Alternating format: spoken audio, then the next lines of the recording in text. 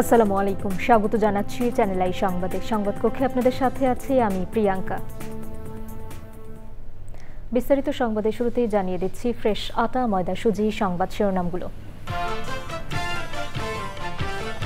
গণঅভ্যুত্থানে হত্যার বিচার সংস্কার ছাড়া নির্বাচন হলে পুরনো সমস্যাগুলো ফিরে আসবে প্রধান উপদেষ্টার শঙ্কা সিঙ্গাপুর ভিত্তিক টেলিভিশনের সাক্ষাৎকার। আজ 15ই আগস্ট 1975-এ দেশের প্রথম রাষ্ট্রপতি শেখ মুজিবুর রহমানের সপরিবারে নিহত হওয়ার দিন।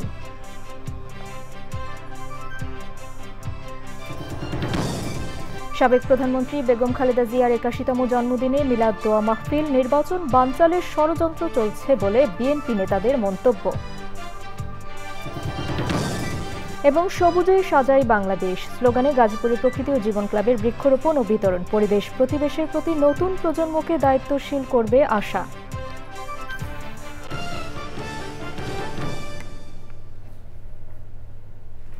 সংবাদ শিরোনামগুলো জানাচ্ছিলাম। এখনকার সংবাদ আয়োজন একই সঙ্গে চ্যানেল আই এর ইউটিউব চ্যানেলে এবং চ্যানেল আই এর ওটিটি প্ল্যাটফর্ম আই স্ক্রিনে লাইভ স্ট্রিম হচ্ছে।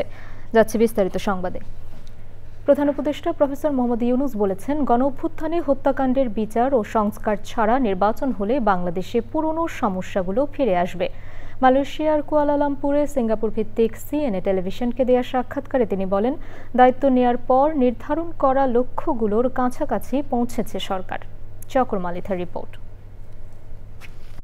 সাম্প্রতিক মালয়েশিয়া সফরে কুয়ালালামপুরে সিঙ্গাপুর ভিত্তিক চ্যানেল নিউজ এশিয়া সিএনএ টেলিভিশনকে সাক্ষাৎকার দেন অন্তর্বর্তী সরকারের প্রধান উপদেষ্টা প্রফেসর মোহাম্মদ ইউনূস। প্রধান উপদেষ্টা কথা বলেন গণঅভ্যুত্থানে হত্যাকাণ্ডের বিচার, সংস্কার ও নির্বাচন বিষয়ে।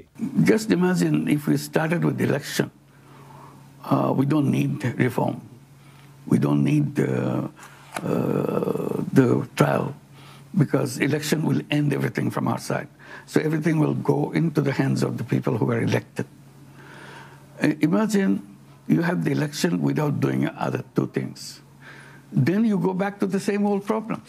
আগের সরকার দেশের অর্থনীতি ধ্বংস করেছিল জানিয়ে প্রফেসর ইউনূস বলেন, দায়িত্ব নেওয়ার সময় যে দেশ তিনি পেয়েছিলেন তা ছিল রিক্টার স্কেলে 9 মাত্রার ভূমিকম্পে ক্ষতিগ্রস্ত দেশের মতো।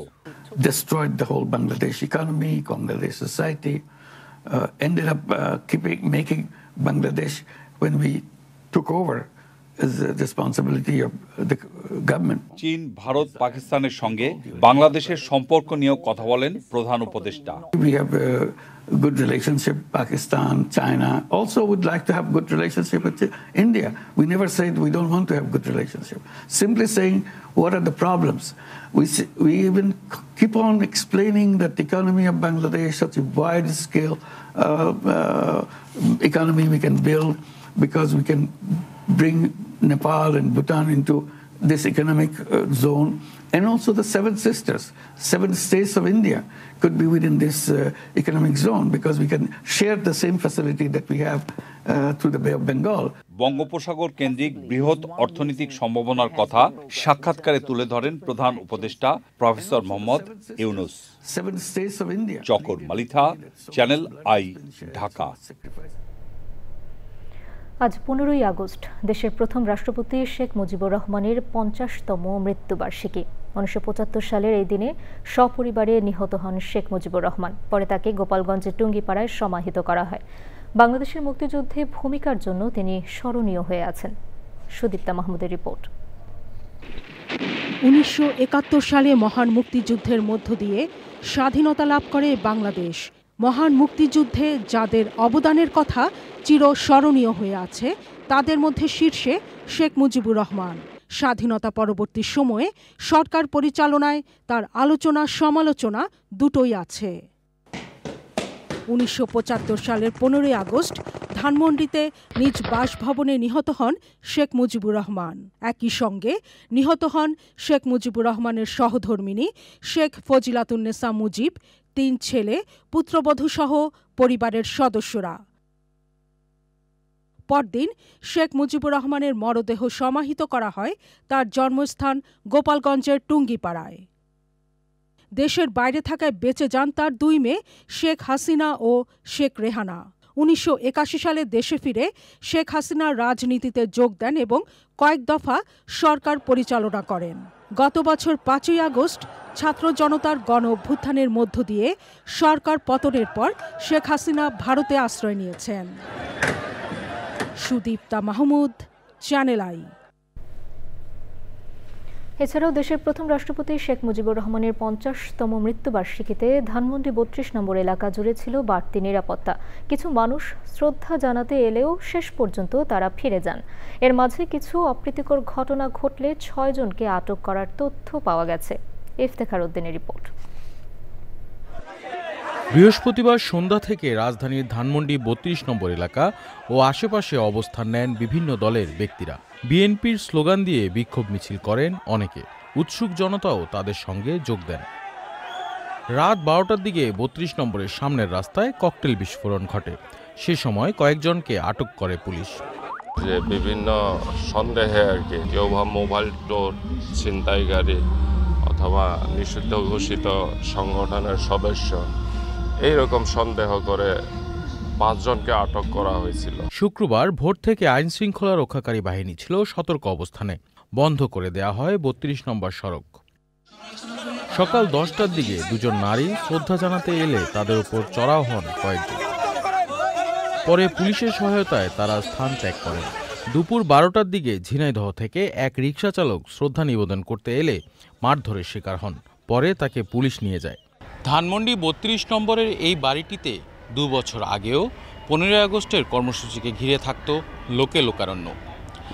ছাত্র জনতার অভ্যুত্থানের পর পাল্টে যায় ধানমন্ডি 32 নম্বরের চিত্র। গতকাল থেকে সামাজিক যোগাযোগ মাধ্যমে আওয়ামী লীগ তাদের কর্মসূচি ঘোষণা করলেও আজ পর্যন্ত কাউকে দেখা যায়নি। ধানমন্ডি 32 নম্বর থেকে ইফতেখার উদ্দিন, চ্যানেল আই, ঢাকা। নির্বাচন বানচালে নানা ফাঁদ পাতা হচ্ছে মন্তব্য করে বিএনপি নেতারা বলেছেন, ভোটের ফল গণনার আগ পর্যন্ত সংশয় রয়েছে। বিএনপি চেয়ারপারসন বেগম খালেদা জিয়ার জন্মদিনের আয়োজনে তারা আশা প্রকাশ করেন, দলের ভারপ্রাপ্ত চেয়ারম্যান তারেক রহমানের হাত ধরে দেশে আবারও গণতন্ত্রের সূচনা হবে। মইনুল হাসানের রিপোর্ট। বিএনপি চেয়ারপারসন সাবেক প্রধানমন্ত্রী বেগম খালেদা জিয়ার 81তম জন্মদিনে বিএনপির কেন্দ্রীয় কার্যালয়ে দোয়া ও মিলাদ মাহফিল। দোয়া মাহফিলে যোগ দেন বিএনপির সিনিয়র নেতারা। নেতাকর্মীদের মনে করিয়ে দেন গণতন্ত্র প্রতিষ্ঠায় বেগম জিয়ার আত্মত্যাগের কথা।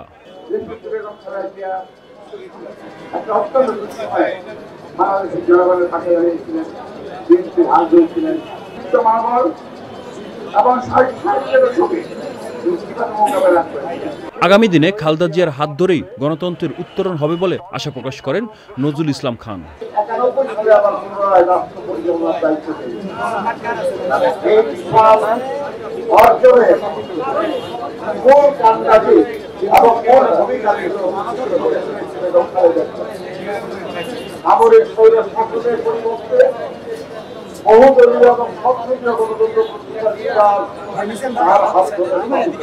আর গয়েশ্বর চন্দ্র রায় বলেন, সুযোগ তৈরি হলেও গণতন্ত্র এখনো হাতের নাগালের বাহিরে। এখনো গণতন্ত্র আমাদের হাতের নাগালের বাইরে। আমরা শুনি বিশ্বাস করতে চাই যে নির্বাচন হবে স্বৈরাচারের পতন। এই নির্বাচন সম্পন্ন হোক, ভোটের গণনা, ভোটের ফলাফল গণনার আগ মুহূর্ত পর্যন্ত জাতির কাছে একটা সংশয় আসছে। ঐক্যবদ্ধভাবে সকল ষড়যন্ত্র মোকাবেলা করতে সবার প্রতি আহ্বান জানান বিএনপির নেতারা। Monirul Hasan, channel I, Dhaka. বাজারে নিত্যপণ্যের দামে কোনো সুখবর নেই। বেশিরভাগ সবজির দাম 80 টাকার উপরে। দেশি ডাল ও আদার দাম কেজিতে বেড়েছে 20 টাকা। ডিমের দাম বেড়েছে 150 টাকা ডজন বিক্রি হচ্ছে। আগে থেকেই বেড়ে থাকা চালের দামও কমেনি। বিস্তারিত পরাগ আজিমের রিপোর্টে। বাজারে কাঁচা পেঁপে ছাড়া সাধারণ সবজির দামও কেজি প্রতি 80 টাকা বা তার বেশি। কিছু সবজি 100 টাকার উপরে। বিক্রেতারা বলছেন, সবজির চাহিদার তুলনায় বর্তমান সময়ে সরবরাহ কম, তাই দাম বেশি। কাঁকরোল, পটল, ঝিঙ্গা, ভেন্ডি, পুডল এগুলো 80 টাকা।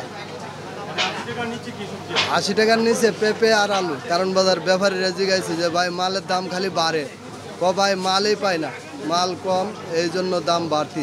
বাজারে হঠাৎ করেই বেড়ে গেছে দেশি মসুর ডালের দাম। বিক্রি হচ্ছে 160 টাকা কেজি। আদার দাম 200 থেকে 220 টাকা। তবে কমেছে রসুনের দাম। দেশি মসুর ডাল আগে ছিল 135 থেকে 140 টাকা, বর্তমানে চলতেছে 155 থেকে 160 টাকা কেজিতে, প্রায় 20 টাকায় বেড়ে গেল। রসুনের দাম আগে ছিল 180, এখন বর্তমানে 140 টাকা আছে। দেশি পেঁয়াজ আমরা বিক্রি করতেছি 85 টাকা, এই আলু বিক্রি করতেছি 25 টাকা 22 টাকা, আর আদা বিক্রি করতেছি 220 থেকে 230। দীর্ঘদিন 120 টাকা ডজন থাকলেও কয়েকদিন ধরে ডিমের দাম বেড়ে 150 টাকা হয়েছে। আমি সাধারণ খুচরা ব্যবসায়িক, যে বড় বড় আড়তদাররা যারা আছে ওরার ভিতরে সবকিছু মনে হয় যে বড় বড় কোম্পানিগুলো আছে, এরা মনে করেন যদি ইচ্ছা করে কমাইতে পারে, ওরা ইচ্ছা করলে বাড়িতে পারে। বাজারে ব্রয়লার মুরগির কেজি 180 থেকে 85 টাকা, সোনালী মুরগির দাম 330 টাকা। কুরবানির ঈদের পর বেড়ে যাওয়া চালের দাম আর কমেনি, তবে সামনে কমতে পারে বলে আভাস দিয়েছেন ব্যবসায়ীরা। ইন্ডিয়ান চালটা নাকি ঢুকবে শুনছি, যদি ইন্ডিয়ান চালটা ঢুকে তাহলে বাজারটা আশা করি অনেক কমে যাবে। পার কেজিতে 2 টাকা 4 টাকা 5 টাকা করে যেটা যেভাবে বাড়ছে ওইভাবে হয়তো কমবে। চালের দামে সরকারের সরাসরি হস্তক্ষেপ দরকার বলে মনে করেন ভোক্তারা। পরাগ আজিম, চ্যানেল আই, ঢাকা। তৈরি পোশাক খাতে তরুণদের সৃষ্টিশীল উদ্যোগকে দীর্ঘস্থায়ী ও টেকসই করতে শুরু হলো বিল্ড বাংলাদেশের নিডল ইনোভেশন চ্যালেঞ্জের দ্বিতীয় পর্যায়। উদ্বোধন আয়োজনে বক্তারা বলেছেন, তৈরি পোশাক শিল্পের অভিজ্ঞতার সাথে তরুণদের সৃষ্টিশীল উদ্যোগের সংযোগ স্থাপন করা গেলে এ শিল্পে $100 বিলিয়ন সম্ভাবনাকে সত্যি করা সম্ভব। মাসরুর শাকিলের রিপোর্ট। সুই থেকে তৈরি হয়ে দেশের সবচেয়ে বড় বৈদেশিক আয়ের সাম্রাজ্য তৈরি পোশাক খাত। 40 বছরে এই খাতের জ্ঞান অভিজ্ঞতার সাথে তরুণদের নতুন উদ্যোগকে বড় ব্যবসায় রূপান্তর করতে আন্তর্জাতিক বায়ার H&M এর সহযোগিতায় কাজ করছে বিল্ড বাংলাদেশের needle innovation challenge. Mobilize private capital towards impact investment.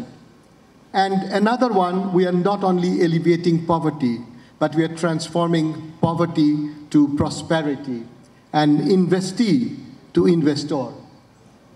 Our goal, to become the first 21st century unicorn by supporting 1 billion people in addition to raise $1 billion fund. That is the ecosystem we are trying to develop through Needle Innovation Challenge, which will be a home ground for the future leaders of Bangladesh RMG. We have specific thematics right now, which are alternative materials, organic dye, assistive technology, and water-based products. So those are the 4 thematics right now where we are supporting the ideas and helping them to validate and also grow. অনুষ্ঠানে তৈরি পোশাক সহ বিভিন্ন খাতের সফল উদ্যোক্তারা তরুণদের সৃষ্টিশীল উদ্ভাবনে অবাক হন এবং সহযোগিতার প্রতিশ্রুতি দেন। They can injure you, they can injure your body. But now we have this bacteria that can produce dyes and colors that can be used to run the RNG industry. So this is the virtue of having such an innovation. So I would request him to, Farhad, please contact us so that we see the design of his bioreactor, what is he doing. We will fully automate it and we'll give him a larger bioreactor so that he gets a gift from us. We are thinking that they are actually finding the new innovations, but from our side, from the industry leaders, we need to scale it up. We need to help them to scale it up. We need to help them to make a business model. We are seeing more demand for the traceability and reduced environmental footprint. I think collaboration with the innovators could be help achieve that. Panel আলোচকরা বলেন, বৈশ্বিক ও স্থানীয় fashion জগতের ব্যবসায়িক সম্ভাবনাকে কাজে লাগাতে সৃষ্টিশীলতার কোনো বিকল্প নেই। নিডল ইনোভেশন চ্যালেঞ্জের দ্বিতীয় পর্যায়ে বিল্ড বাংলাদেশ 50 জন তরুণের তৈরি পোশাক খাত নিয়ে চলমান উদ্যোগকে টেকসই করতে কাজ করছে। Masrur Shakil, channel I, Dhaka. প্রাকৃতিক ভারসাম্য রক্ষায় সবুজে সাজায় বাংলাদেশ স্লোগানে গাজীপুরে বৃক্ষরোপণ ও বিতরণ করেছে প্রকৃতি ও জীবন ক্লাব। জনপ্রিয় মোবাইল নেটওয়ার্ক অপারেটর কোম্পানি বাংলালিংকের সহযোগিতায় বর্ষা মৌসুম জুড়ে চলবে সবুজের উৎসব। এমন উদ্যোগ নতুন প্রজন্মকে পরিবেশ প্রতিবেশের প্রতি দায়িত্বশীলতা বৃদ্ধির আশা করছেন বিশিষ্টজনেরা। ফজলুল হক মোড়লকে সঙ্গে নিয়ে আব্দুল করিমের ভিডিও চিত্রে মোশাহিদ রনির রিপোর্ট। শিক্ষাঙ্গনে শিশুদের চিরায়ত উচ্ছ্বাস, তবে এবারে বই খাতা আর ব্যাগের পরিবর্তে হাতে হাতে শোভা পাচ্ছে বিচিত্র ফলদ, বনজ ও ঔষধি বৃক্ষের চারা। চোখে মুখে ধরিত্রী রক্ষার প্রত্যয়। গাজীপুরে প্রতিষ্ঠিত মোবাইল নেটওয়ার্ক অপারেটর কোম্পানি বাংলালিংকের সহায়তায় প্রকৃতি ও জীবন ক্লাবের উদ্যোগে বিভিন্ন স্কুলের হাজারো শিক্ষার্থীদের মাঝে গাছের চারা বিতরণ ও রোপণ।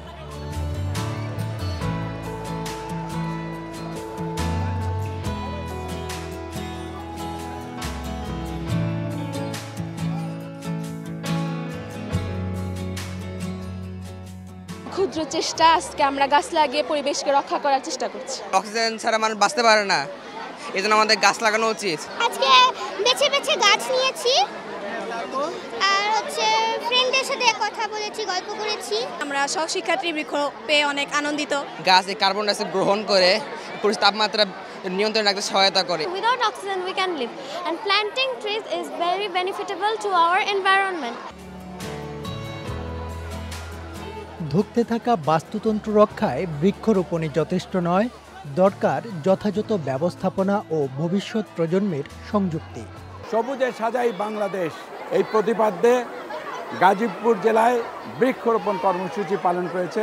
এই যে গাছ রোপণ করছি, এর যে এত উপকারিতা, এই উপকারিতার ব্যাপারগুলো কিন্তু আমাদের এই বাচ্চাদের জানাতে হবে এবং তাদের উদ্বুদ্ধ করতে হবে এই বৃক্ষরোপণের জন্য এবং এর পরিচর্যার জন্য, এবং একে বড় হওয়ার জন্য সাহায্য করতে হবে।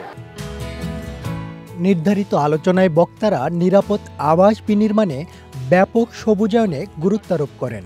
গাজীপুর স্পেশালি ইন্ডাস্ট্রিয়াল একটা শহর, এখানে গাছের ভূমিকা আরও বেশি ইম্পর্টেন্ট। সো আমরা বাংলালিংকের পক্ষ থেকে এই মহৎ উদ্যোগে সামিল হতে পেরে ধন্যবাদ জানাচ্ছি। যেখানে বৃক্ষরোপণ হবে, প্রকৃত জীবন ফাউন্ডেশন যদি গাজীপুর শাইনকে মনে করে, আমরা সার্বিকভাবে এর চেয়ে আরও সুন্দর এবং সাবলীলভাবে বৃক্ষরোপণ কর্মসূচিতে আমাদের ছাত্রছাত্রীদেরকে সম্পৃক্ত করব ইনশাল্লাহ। বৃক্ষরোপণ কর্মসূচি অত্যন্ত জরুরি।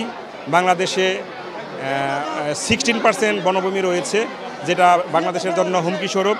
আমরা যেহেতু শিল্পায়ন করেছি, পরিকল্পিত শিল্পায়ন করব, সাথে সাথে পরিকল্পিত নগরায়নের জন্য সবুজ নগরায়ন করব। গাজীপুরে যেটা এখন দরকার, যে সবুজ একটা গাজীপুর। বৃক্ষরোপণের মাধ্যমে আমি আমার নিজের বেঁচে থাকার যে অক্সিজেন, আমার নিজের যেটা যে অপরিহার্য, সেটা কিন্তু আমি তৈরি করে রেখে আমার জন্য করতে পারি, আমার ভবিষ্যৎ প্রজন্মের জন্য। গাছ মাটি থেকে এবং অক্সিজেন থেকে, বাতাস থেকে যে এলিমেন্ট নেয়, সেটি দিয়ে সে বড় হয় এবং এটি দিয়েই সে খাদ্য উৎপাদন করে। পৃথিবীর যত জীব আছে সেই খাদ্যর উপর নির্ভরশীল। নিজেদের অস্তিত্ব রক্ষা এবং দেশে সবুজ বেষ্টনী বিনির্মাণের জাতীয় লক্ষ্য অর্জনে ঐক্যবদ্ধ উদ্যোগের বাধ্যবাধকতা তুলে ধরেন প্রকৃতি বন্ধু বীর মুক্তিযোদ্ধা মুকিত মজুমদার বাবু। বাংলাদেশের পরিবেশ যেভাবে দিন দিন খারাপ হয়ে যাচ্ছে, সেখান থেকে আমাদের যদি আমরা একটা ভালো অবস্থানে পৌঁছতে চাই, তাহলে কিন্তু আমাদের সবচেয়ে সহজ যে কাজটি, সেটা হচ্ছে গাছ লাগানো। যারা বড় আছি তাদের সবার দায়িত্ব কিন্তু এই পরিবেশ প্রকৃতিকে ভালো রাখা এবং এ নিয়ে চিন্তা করা, এ নিয়ে কাজ করা। বাংলাদেশ যদি ভালো থাকে, আমরা ভালো থাকব, আমাদের ভবিষ্যৎ প্রজন্ম ভালো থাকবে। সুন্দরবন কিন্তু একটা রক্ষা কবচ, এই রক্ষা কবচ কিন্তু উপকূলের মানুষদের কিন্তু রক্ষা করছে। সব কিছু মিলিয়ে গাছের এত উপকারিতা। আসুন আজকে আমরা অঙ্গীকার করি বাংলাদেশটাকে ভালো রাখবো এবং সারা বাংলাদেশ দেশটাকে সবুজে ছেয়ে ফেলবো। ধন্যবাদ সবাইকে। জাতীয় টেকসই অভিযাত্রা নিশ্চিতে শুধু বৃক্ষরোপণ আর পরিচর্যায় নয়, প্রয়োজন পরিবেশ বান্ধব প্রযুক্তি ও জীবনাচারের সার্বজনীন চর্চা। Moshahid Roni, channel I, Gazipur. দর্শক, এবারে বিরতি। আর বিরতির পর যা থাকছে, বান্ডেল থাকলে প্রতি সেনমানিতে টাকা বাঁচবে। বিকাশ সেনমানি বান্ডেল কিনে জিতুন প্রতি লেনদেনে। ফিরে এলাম বিরতির পর। রাজশাহীর পবা উপজেলার বামনশিকর এলাকায় একই পরিবারের 4 জনের মরদেহ উদ্ধার করেছে পুলিশ। শুক্রবার সকালে এলাকাবাসীর কাছ থেকে খবর পেয়ে পবার পারিলা ইউনিয়নের বামনশিকর গ্রামের একটি বাড়ি থেকে তাদের মরদেহ উদ্ধার করা হয়। নিহতরা হলেন মিনারুল ইসলাম, তার স্ত্রী স্বাধীনা বেগম, ছেলে মাহিম এবং মেয়ে মিথিলা। নিহতের শ্বশুর আব্দুল মালিক ও এলাকাবাসী জানায় মিনারুল কৃষি কাজ করতেন এবং তার ঋণ ছিল। মৃতদেহের পাশ থেকে 2টি চিরকুট উদ্ধার করা হয়েছে। Metropolitan police commissioner Abu Sufian সহ পুলিশের ঊর্ধ্বতন কর্মকর্তারা ঘটনাস্থল পরিদর্শন করেছেন। ফরেনসিক টিম এবং পিবিআই ওনারা আসছেন। ওনারা ক্রাইম সিনের আগে ছবি বা আলামতগুলো সংগ্রহ করবে, করার পরে আরও আমরা বিস্তারিত জানতে পারবো যে আসলে অ্যাকচুয়াল কারণটা কি। স্ত্রী, তার ছেলে এবং শিশু কন্যা সবাইকে আমাদের কাছে মনে হচ্ছে যে এটা শ্বাসরোধ করে হত্যা করা হয়েছে। Diabetes nutritionist society of Bangladesh ডিএনএইচবির 5ম বার্ষিক সম্মেলন হয়েছে। সংগঠনের সভাপতি আখতারুন নাহার আলোর সভাপতিত্বে অনুষ্ঠানে প্রধান অতিথি ছিলেন জাতীয় অধ্যাপক AK আজাদ খান। সম্মানিত অতিথি ছিলেন বারডেমের মহাপরিচালক অধ্যাপক মির্জা মাহবুবুল হাসান। বিশেষ অতিথি ছিলেন brigadier general doctor Mohammad Nasir Uddin Ahmed.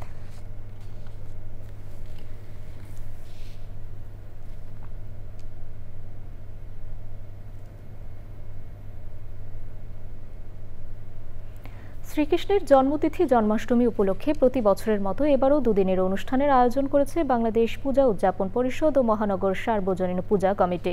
Janmashtami উপলক্ষে সকালে সাংবাদিকদের সাথে মত বিনিময় সভায় কমিটির সভাপতি জয়ন্ত কুমার দেব বলেন, অন্তর্বর্তী সরকার, আইনশৃঙ্খলা বাহিনী ও ছাত্র নেতৃবৃন্দের চেষ্টায় সাম্প্রদায়িক হামলা কমলেও পুরোপুরি বন্ধ হয়নি।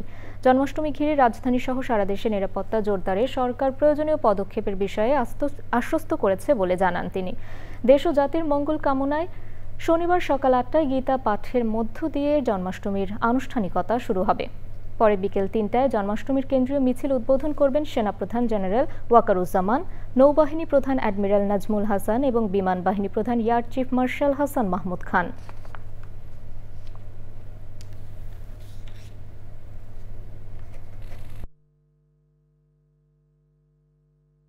সাম্প্রদায়িক হামলা, নির্যাতন, জবরদখল ও প্রতিমা ভাঙচুর বাংলাদেশে প্রায় ধারাবাহিকভাবে ঘটে আসছে।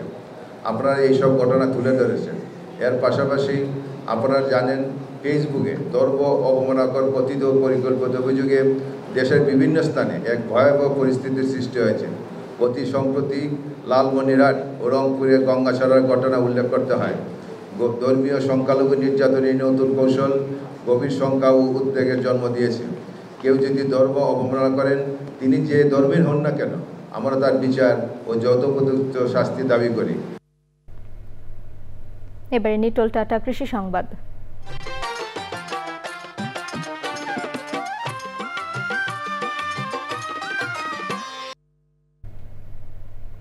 সৌদি খেজুর চাষ হচ্ছে পাহাড়ি জেলা খাগড়াছড়িতে। বাণিজ্যিকভাবে চাষ করে তাক লাগিয়ে দিয়েছেন কৃষক নূর আলম। চলতি বছর অন্তত 5 লাখ টাকার খেজুর বিক্রি করার স্বপ্ন দেখছেন তিনি।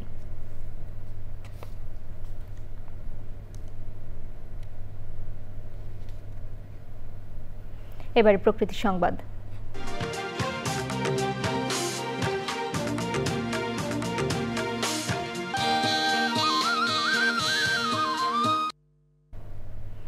পঞ্চগড়ে ভারী বর্ষণে পানির চাপে ডেবে গেছে সেতু, ভেঙে গেছে 2 পাশের সংযোগ সড়কও। যোগাযোগ বিচ্ছিন্ন হয়ে পড়েছেন 2 ইউনিয়নের 10,000 মানুষ। ক্ষতিগ্রস্ত হয়েছে দোকানপাট। সড়কটি রক্ষণাবেক্ষণের অভাব ও অব্যবস্থাপনায় এলজিইডির গাফিলতিকে দুষছেন স্থানীয়রা। দ্রুত সমস্যা সমাধানের আশ্বাস দিয়েছে এলজিইডি।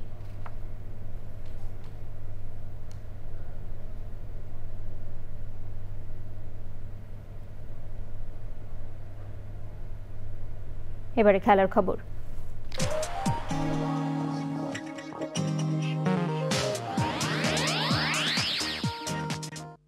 দর্শক, সবশেষে ফ্রেশ আটা ময়দা সুজি সংবাদ শিরোনামগুলো জানিয়ে দিচ্ছি আরও একবার।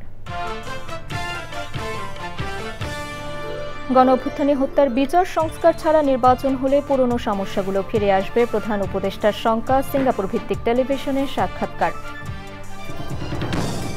আজ 15ই আগস্ট 1975-এ দেশের প্রথম রাষ্ট্রপতি শেখ মুজিবুর রহমানের সপরিবারে নিহত হওয়ার দিন।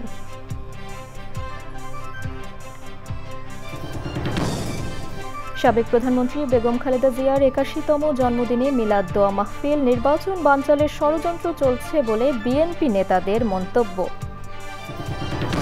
এবং সবুজে সাজায় বাংলাদেশ স্লোগানে গাজীপুরে প্রকৃতি ও জীবন ক্লাবের বৃক্ষরোপণ ও বিতরণ, পরিবেশ প্রতিবেশের প্রতি নতুন প্রজন্মকে দায়িত্বশীল করবে আশা।